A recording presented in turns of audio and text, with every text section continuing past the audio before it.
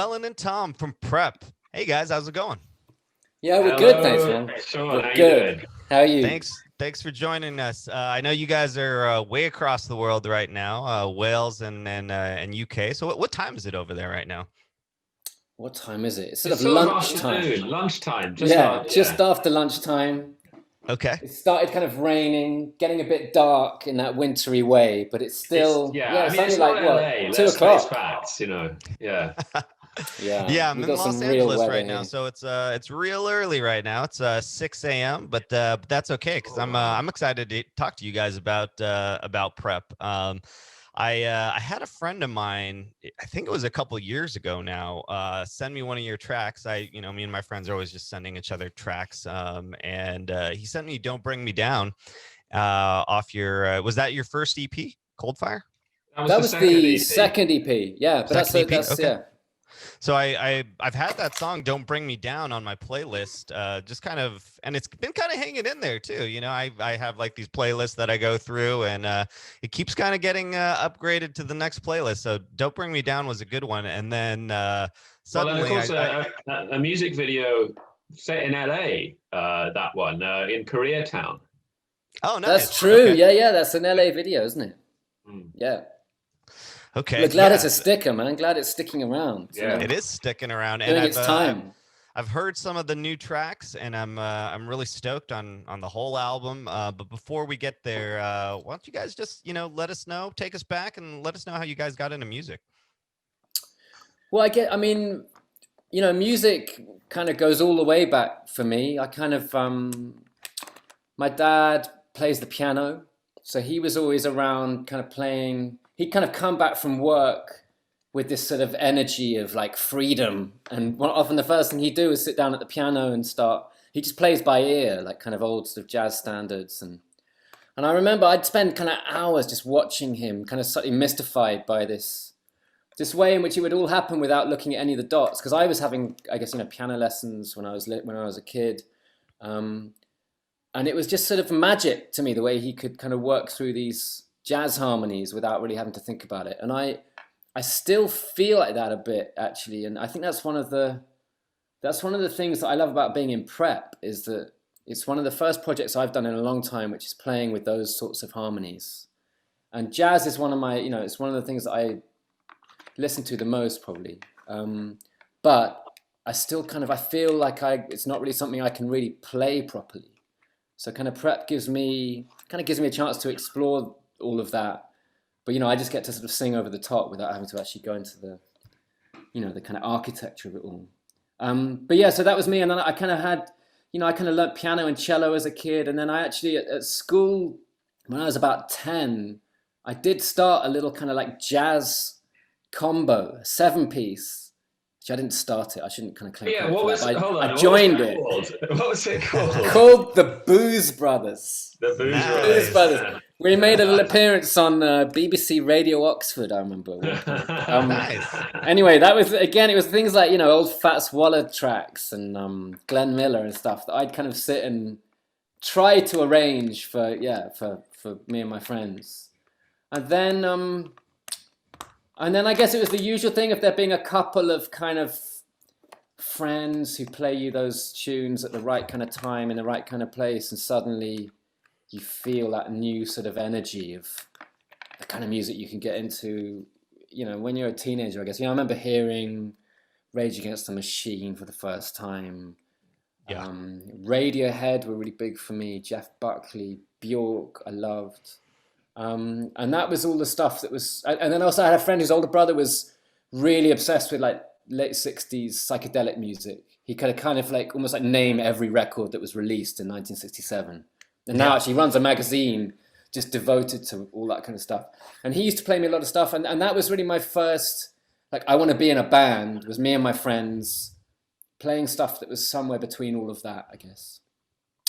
And one of those bands kind of lasted, and I kind of went to university and then came out of university and had a deal, and we did that for a bit. And then I got into writing for other people, which took me into some interesting parts of music that I kind of, some kind of sounds that I hadn't really ever thought of as really my thing, like R&B. I ended up writing quite a lot of R&B stuff Mm. and like house music and like drum and bass music. And it was through the R&B stuff that I met Dan, who is in prep and who's, I guess, sort of my original link to Llewellyn. So maybe I should hand over to him. And then we can work backwards again. Exactly, Llewellyn, because I do have some questions. But yeah, Llewellyn, why don't you let us know how you got into music? Well, yeah. I mean, it's interesting hearing Tom talk about his father. I mean, my father's a musician. He's French. He lives in France, and he's a guitarist. And for years, he was the guitarist with a singer called Hubert Thiéfaine. And they toured and did all of that for like 20 years or something, and released a lot of albums. And so I guess that was there. Although you know, him being in a different country, I actually, when I was very little, didn't have a lot of contact with him. But I guess, yeah, I just actually, the first thing that really hit me was classical music and the piano and classical piano and stuff like Beethoven. I remember listening to Beethoven when I was a teenager and just thinking, man, this is what I have to do with my life in one way or another, you know. And my mum was like, oh, this kid wants piano lessons, and went to the local it was like a news agent, like, and there's just cards up in the windows, and this card said piano lessons, you know. It was very cheap. It was like £7 an hour or something. It's like, you know, not bad. And, yeah. And we went along to this random piano teacher's house, and we were surprised when we found there was like these gold records on the wall, and there was a photo of him and Paul McCartney. Wow. And all of this stuff. And basically this guy was a big time arranger in the 70s called Del Newman. And he did the arranging on Goodbye Yellow Brick Road, like the strings, Wow. and a lot of like Cat Stevens, massive albums in the 70s. Yeah. And he made plenty of money, and he'd basically just moved out to Wales, and he didn't actually have a lot to do. And so he just thought, okay, I'll just teach some of the local kids some piano, some music. So I sort of got that, opened up the whole thing for me when I was a teenager. And suddenly it wasn't just some, you know, very local person. That could be good, but this guy had a really big view of what music was, and a big view of where you could take it. And it was just incredibly lucky. I think if I hadn't, you know, I could have had some incredibly strict kind of person who was just telling me to play my scales every day. And he really opened my mind up to everything. So I was really lucky there. And then went through and studied music at university, and did a master's degree in like classical music and sort of that kind of stuff. And that's kind of how I got started down the whole road of music, I guess. You know, yeah, how lucky you are to find such a rad teacher, just, you know, as a kid. It's crazy because, you know, seeing really a random ad. Yeah, because, you know, we're really, I grew up really in the countryside. I'm back here now, you know, during this pandemic, and it's you know, it's a beautiful part of the world, but it's the countryside. Like you don't really get those kinds of people around here. There's not any music industry. Like I would never have met anybody who worked in the music industry around here. It just doesn't exist. So it was just it was an incredible stroke of luck, I guess, or fate, or whatever you call it. And it's kind of funny how, you know, he was involved with or in the world or of some music that ended up influencing us in prep, you know. And so it's a kind of interesting sort of thing that maybe it led down to that route in some way in the end. And the fact that, you know, I kind of cover some of the arranging work in the band, which things like strings and horns. And that was very much the sort of thing he was doing. So maybe that was some of his influence there as well. It's very cool to hear you guys talk about the different influences, your early influences also. Because Tom, you're talking about how early on you were interested in jazz, and Llewellyn, one of the only kids I know who's listening to Beethoven, saying, "Sure, I want to sound like Beethoven." But Do you feel like that comes through in the music that you play now? Because I think it does inform me a little bit more about your guys' sound. I mean, I think it definitely does. I think the fact that we're coming from four different directions really influences it. Like, I mean, it's not like Tom's not just bringing jazz or something. Like, Tom brings a whole range of influences. I later got into electronic music, and so sort of feel like that side of things is being brought. But yeah, I'd say very much so. Do you agree, Tom? I think so, and I mean, we should mention the other two as well, because we're a four-piece, and as Llewellyn was saying, we all do come from quite different places, really. Guillaume, who's the drummer, he's quite well known as a house DJ and a house producer. So I guess when we're, that's often the stuff that he is more focused on than anyone else when we make music, the kind of groove of it. And then Dan's half Brazilian and spends quite a lot of time in Brazil, and is a massive record collector, as Guillaume is. And I guess the two of them, they kind of have a pretty sort of encyclopedic knowledge of the kind of sort of, smooth records that we draw on in prep. There's sort of like 70s and 80s records, which I guess we listen to, but also, a lot of the newer stuff. Dan produces, kind of R&B stuff and hip hop stuff and reggae and, that kind of more interesting side of kind of pop music, I guess, which is how I got to know him. Mm-hmm. So I guess it's not really like any band I've been in before, in that we all kind of come at it from a different angle, and it feels like our territory is marked out quite clearly. What everyone does, what we kind of rely on each other to do, and that works really well, and it's also, I mean, I can definitely hear how the kind of attention to detail that maybe comes from a kind of classical background. That when I kind of write songs for other people, with other people, it's usually assumed that once you've got your kind of 4-chord sequence, that's probably it. You're probably just going to sit with that for the whole song, and maybe change the sounds around it and put some extra stuff in on the chorus. But you don't want to get too complicated on the chords. But with prep, it's like, one of the great joys of it for me, because I get to listen to these instrumentals that the others have made, and then I kind of sing over the top, and I just never know where the harmony is going to go.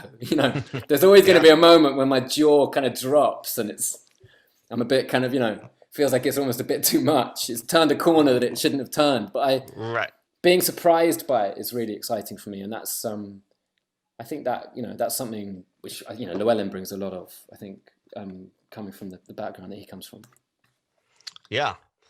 So you said you're playing a lot of different. How did you go from your initial interests in music to doing so many different genres? How were you even approached to write R&B music or suddenly be doing EDM, Tom? I think you said in college you started doing that.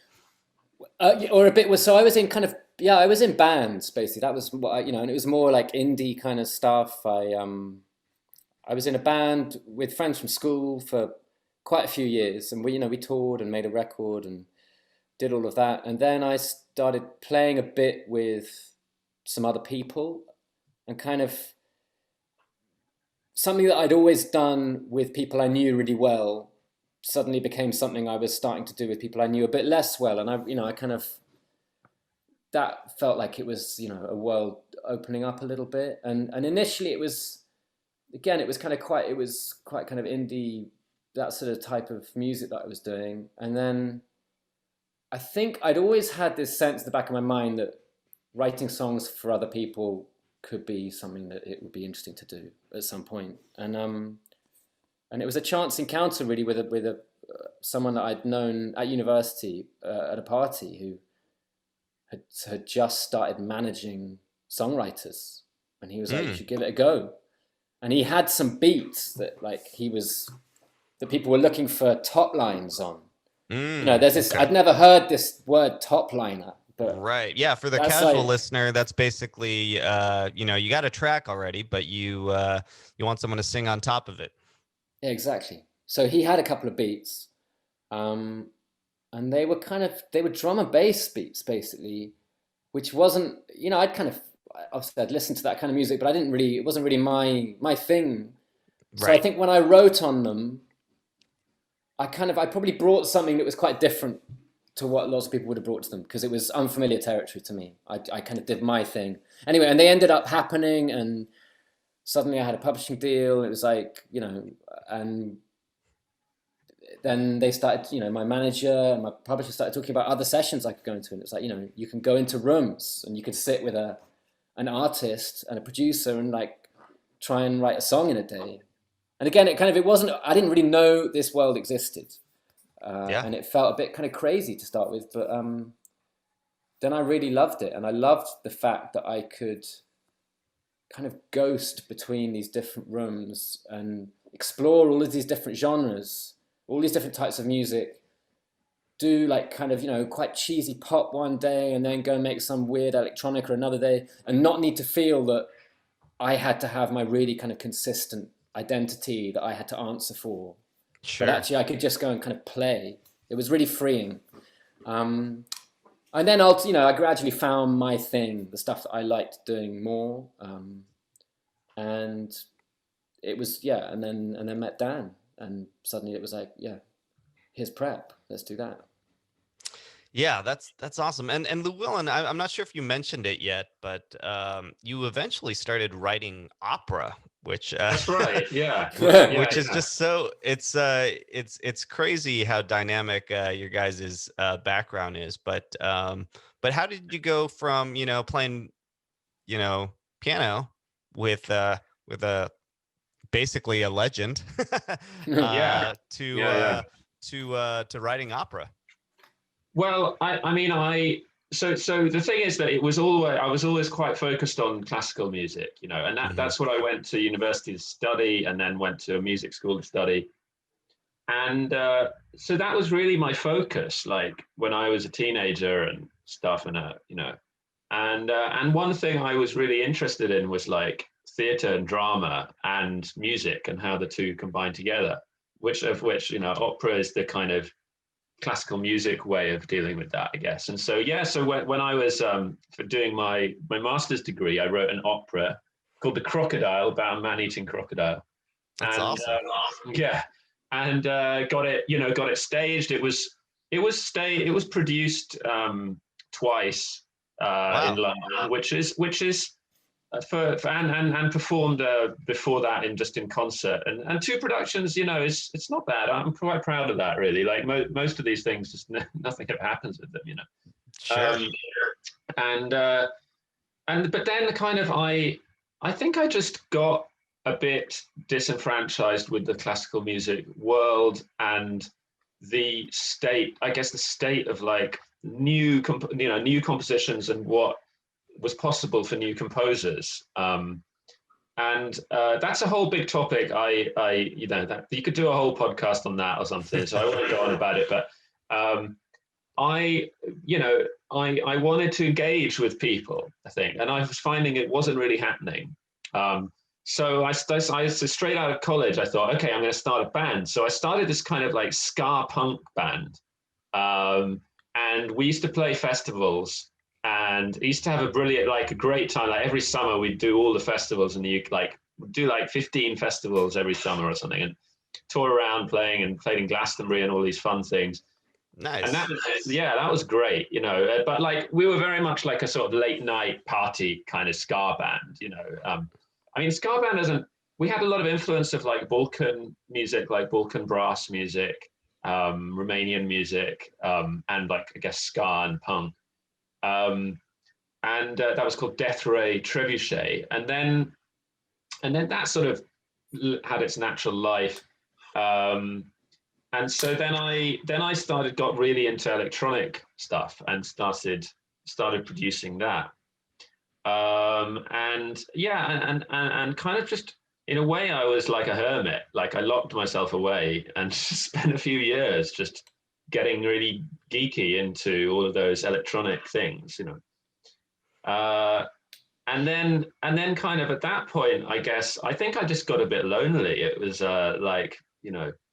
it is quite solitary, electronic music sometimes, or just being a Right. sort of one-person producer. Like being a composer, I think that was something I found a bit difficult as well. Like writing an opera by yourself, basically just by yourself all day, just writing this thing, and really wanted to be in a band, you know. And then that's how Prep kind of started.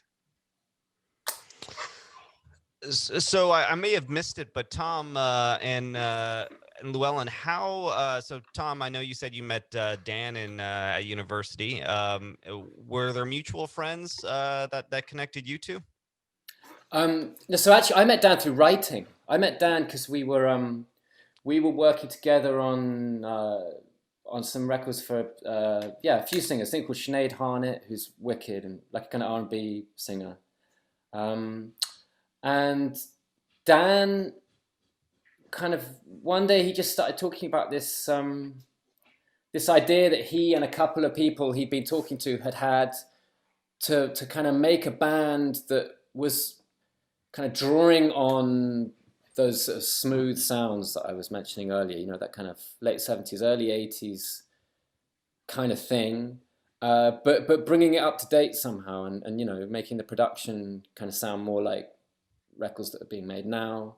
And he started playing me some of these, it's really interesting, he started playing me some records which, there's one producer who I worked with before, like way before, on the first album I ever made with a band. And he's a guy called Chris Hughes, who's an amazing man who he was in Adam and the Ants, and then he wrote and produced with Tears for Fears, like all this kind of Everybody Wants to Rule the World and all that kind of stuff. He's an incredible guy, and it's one of my favorite songs of all time, I think. Yeah, I mean, what a song. Yeah. So he's like one of those people who in my life has got me into a load of the music that means the most to me. So he's the first person who played me Miles Davis. He's the first person who played me Talk. I just, you know, all this stuff that I can kind of remember where I was and how it all happened the first time I heard these records, which have become really important to me. But anyway, one of the things he always used to try was Steely Dan. He'd kind of get the Steely Dan album out every 6 months or so and try and get me and the rest of the band to appreciate it. And we just thought it was the most like revolting, gross music. It was so kind of clinical and it sounded so clean and it's not at all the kind of thing that we were into at that point. So I completely wrote them off and then didn't really listen to that kind of stuff again until this day in the studio, and Dan put on a couple of Steely Dan tunes and the time was right, and it clicked for me so deeply, so quickly, and I just loved it. I think I really listened to the words for the first time and kind of got the lyrics and got how that all, you know, which is so important with them. And it's and then he was playing me some like Bobby Caldwell stuff and Bill the Bounty, and the whole world of music kind of opened up for me in that afternoon, which I kind of had thought I wasn't interested in. And then he was talking about Prep. Well, it wasn't Prep at that point. It was just a kind of a project. It's going to be just a studio project, which he and Llewellyn and Guillaume had kind of they'd already been working on. Actually, there was an instrumental track, Cheapest Flight, which is the first song we put out. He played me the instrumental demo of that, which was pretty kind of complete as an instrumental, and very quickly I kind of, you know, knew what I wanted to write on it, and it all kind of flowed very naturally. So it's funny, we were kind of a band before we'd all met. I didn't know Llewellyn. I didn't know Guillaume. I'd never met him. Yeah, it sounds like it was you guys, you know, both working with Dan there. Llewellyn, I did want to mention it's just so. First of all, it's awesome that you wrote an opera that actually went into production and was performed. I mean, I feel like that's got to be, you know, such a great feeling just to write something. I feel like it's, you know, it's kind of like writing a script and having your movie made. You know, I mean, it's quite crazy because I adapted the story and wrote the script essentially and when the opera singers are there in the room for the first time and start singing these lines, you know, it's pretty crazy. It's like, you know, if you haven't had that experience before, it really, I mean, I haven't, no. No, you know, I was like 22 or something, and there's all these opera singers there singing this stuff. You know, it's pretty, yeah. I mean, who knows? One day, maybe.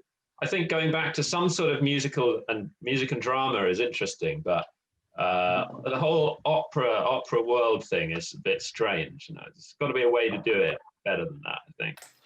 Yeah, I just think it's so funny too that after you do that, you then go and start playing in the ska punk band.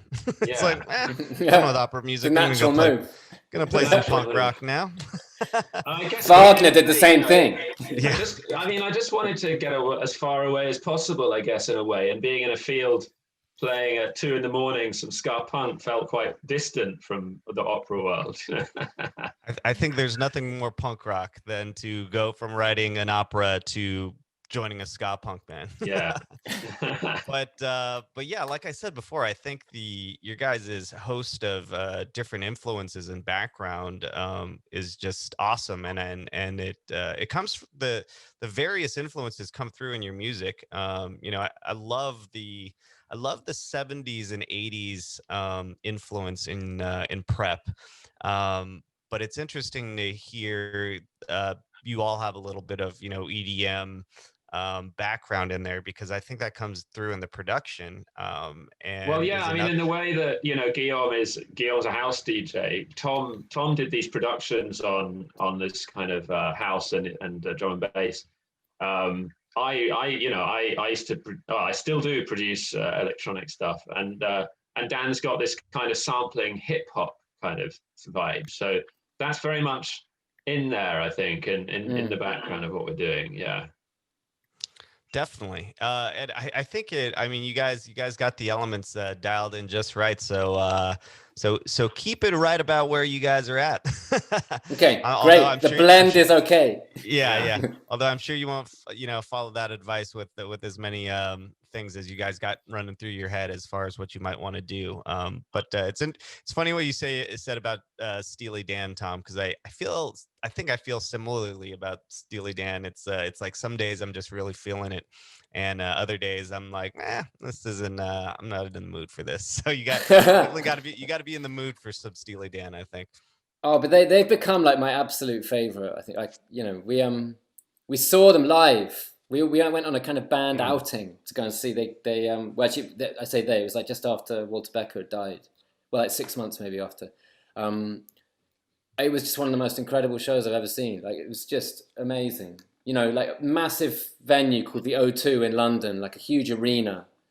And one of those venues where normally you need, like the last person I'd seen play there was Prince, I think, who had like all the screens and all of that kind of, the Prince moves and the Prince charisma. He really worked the space, and it kind of, so I kind of had this idea that maybe you needed all of that to fill a space like that. But it was just Donald Fagen sitting at the front of the stage, hunched over a keyboard, and then a band behind him. But it was just the kind of, I guess, the charisma of the music, and also he's a hugely charismatic guy to be sitting at a keyboard. I was surprised by how funny he was. I didn't really expect fun him to be. Yeah, he's so he's funny, hilarious. Yeah. But it was just amazing. Yeah, one of the best things I've seen. I believe it. Legends. Yeah. So you guys start writing together, and then you know, was it? I mean, Tom, you're used to top lining, so it was like, hey, we got these tracks, and then you immediately knew what you wanted to do, and so you recorded these tracks, and where did things go from there? How did prep start picking up steam? I mean, sorry, just to say about the writing. I mean, Tom might have been used to that process, but I certainly wasn't. And I remember I came in. The first thing I brought was like some chords, like some piano stuff, and it was just me, Guillaume, and Dan. And I was like, cool. Should we set up a drum kit? And Dan, do you want to play bass or guitar? Like, I'll play the chords and we can jam it. And Dan was like, what are you talking about? We're not doing that. We're going to we're going to do it all on the computer. I was like, oh, what's this? You know, like I thought we were a band, like, guys. yeah, I thought we were a band. Like I just stopped being an electronic producer. Like, Yeah. but you know, but when we, you know, we started writing in, I guess that way of working, it comes a bit from dance music or something, or pop production or something, where you don't, it's not like you sort of jam as a band. It's like you know, you write it, you know, and produce it kind of at the same time going along, and then Tom gets a sort of, yeah, like a vibey backing track that's got, it's not just a loop, you know, it'll have a pre-chorus, it'll have a middle eight sometimes, but no top line. No. Yeah, I mean, it's great for me because I kind of listen to these demos, but they're not really demos. They're so much further down the line than that, really. But you know, I know that I can kind of rely on it to take me on a bit of a journey, and there'll always be some interesting sounds in there that are already giving it a kind of atmosphere, and there's a world that I can get into straight away. So it's a process that I love. And like you say, I guess, one that I'd only kind of got used to in the kind of, you know, not very many years before doing prep, from this sort of like writing stuff over dance tunes, I guess. Yeah. So it's interesting. I found out that. So no, sorry, carry on. Oh yeah, I was just gonna say I know that you mentioned "Cheapest Flight." So were those songs that you guys were initially working on? Was that part of the first EP, Futures? Yeah, so like Cheapest Flight was the first thing that's the first thing we made, and that was the first tune we put out. And I think initially we just stuck it up on SoundCloud, didn't we, before we had anything else? And then we made a second track, Sunburnt Through the Glass, and stuck that up. And then we did two more, and we kind of had an EP. And we got into this kind of, you know, chat with a label in LA, actually, B3 Psy Records, who put out the vinyl of the first EP, which was great. So I think that kind of, you know, it was like a little, it's not like a big label, but it's a label that people kind of interested in. And Cheapest Flight especially just kind of really went on SoundCloud. And then there was this really big moment for us when we saw, so initially, like, I think the people who were listening were mainly in the States. It was like New York and LA was like where we could see all of the action. And that made sense to us because it felt like we were, you know, the music that we were kind of drawing on mainly came from New York and LA. So that kind of totally made sense for us. And then we suddenly started to see that there was someone forwarded us, I think, some footage of these kind of like underground DJs in Korea who'd been playing, it was them playing Cheapest Flight at this festival. And you could see like hundreds of people like waving their phones in the air and like singing along. And it was just nuts. There was this thing happening which we hadn't had a clue about. And yeah, suddenly there was this, that was another kind of, you know, door opening up. And then we got asked to go over there and started playing some kind of bigger shows. That's an awesome feeling. I feel like your music lends itself probably to the Australian audience also. I don't know if you guys have seen it, but because I feel like there's some similarities to kind of the electro music that was really going on in maybe around 2008. With some of those other bands like Cut Copy and Miami Horror from that area. So I don't know. Check your Spotify plays. Well, yeah, we've never made it out. We've never made it out to Australia, but certainly it has been growing as somewhere that people are listening. I think more people listen to us similar people number of people listen to us in Oz as in the UK. So I think, obviously the difficulty is getting out there. Maybe the next time we are in sort of Indonesia or something, like whenever that is, then it's obviously easier to then go over and go make it down to Australia. Sure. Yeah. Do you think that do you think that your label had anything to do with you suddenly seeing your music being played in, Korea? And two, was it kind of those, you guys were all kind of working in the industry in different ways. Was it some of that networking that helped bridge that gap, or did they just reach out to you because they saw you on SoundCloud and said, hey, these guys sound No, great? I mean, the thing is, nobody even reached out to us. It was just posted and it was a hashtag like on Instagram or something. Like I think it's on Facebook, wasn't it? Yeah. It was like, complete chance. Yeah. It was just SoundCloud, wasn't it? Yeah. Like it wasn't through our network.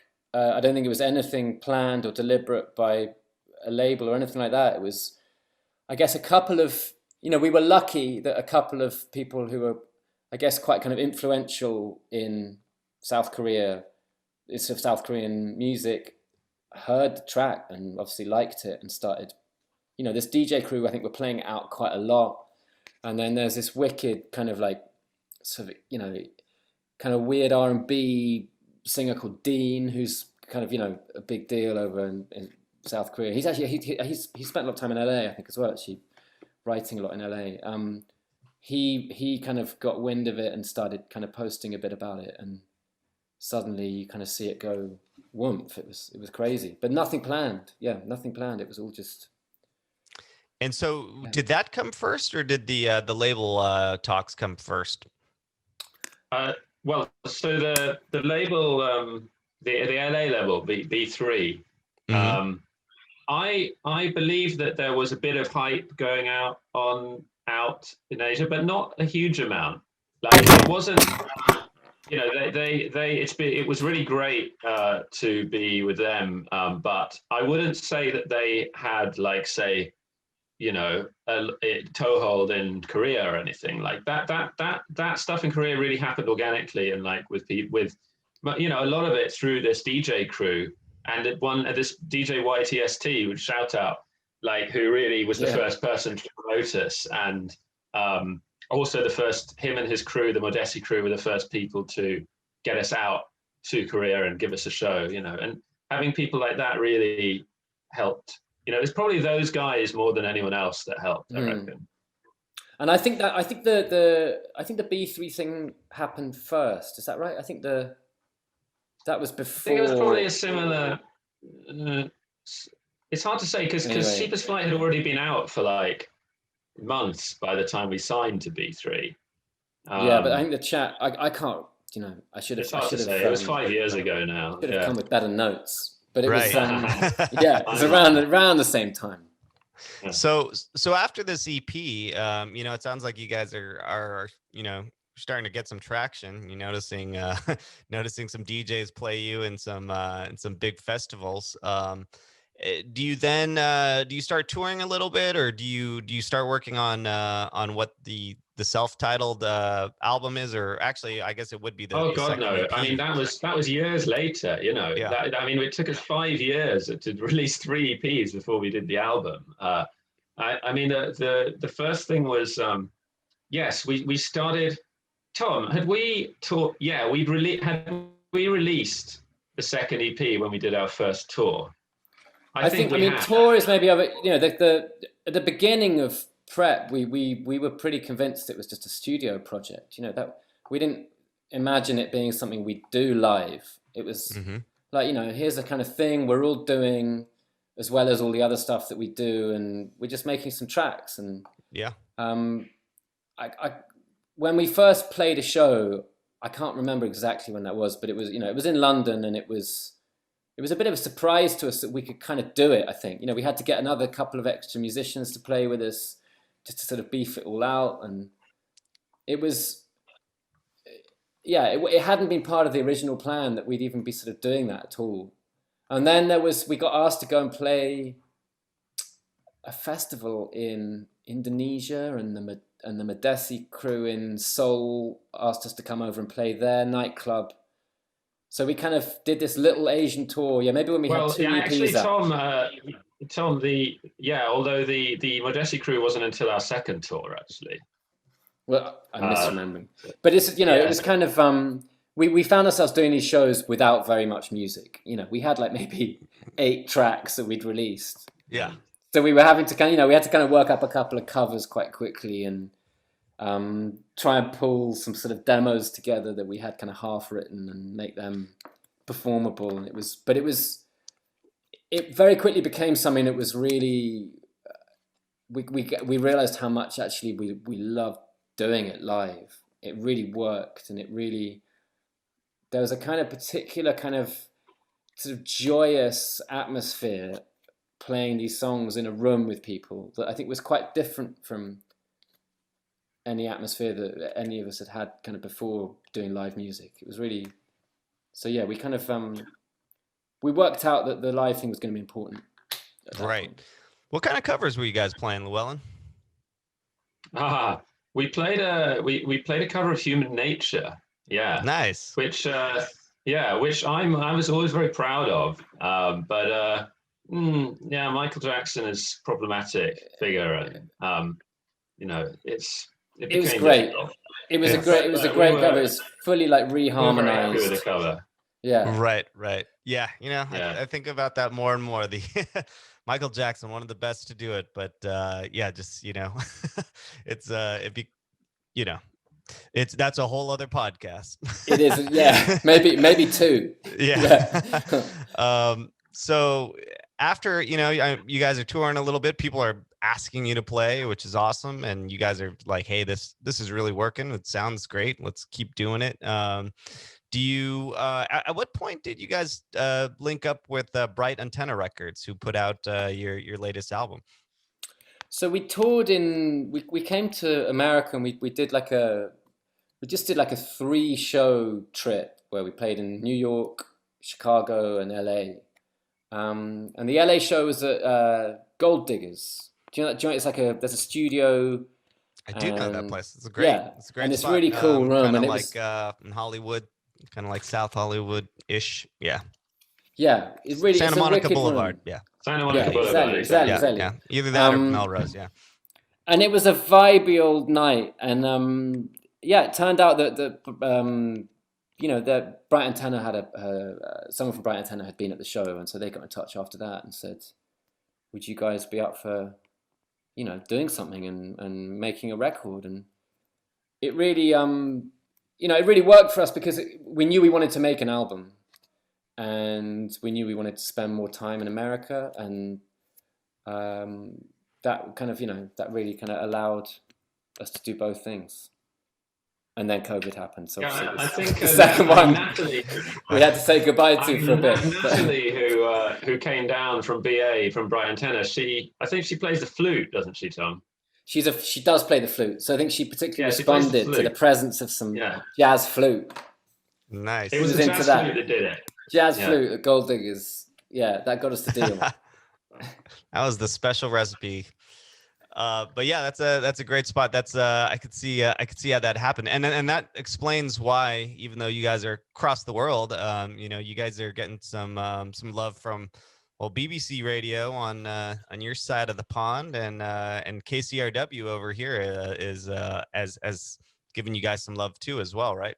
Yeah, it's been great. Yeah, and I feel like the places that we've really connected with, like, is, I guess, like the States, and also Asia and Southeast Asia. And it's interesting, like, how the sort of music we make, you hear it just around, like it just gets played in bars and cafes and things like that, and it's part of the sort of sound of people's worlds, and I think we fit in with that, and that's the music we all really like, whereas, I mean, I don't think we're ever going to get a big following in like Eastern Europe or something, because the music is like it's different, Sure. It's not any that could be great, but it's not so much part of the everyday listening of people as the sort of thing we do. Yeah. I mean, you guys, it sounds like your music sounds like some great song that you heard in the 70s or 80s with modern production, and which is very cool. Great.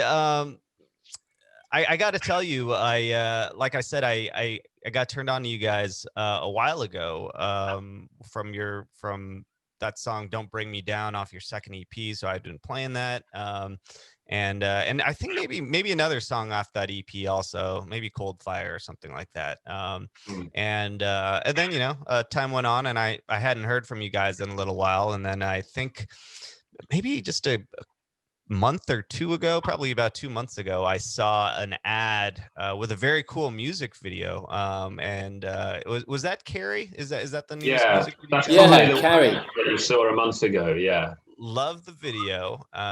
Put it on my watch later, and I've watched it a few times.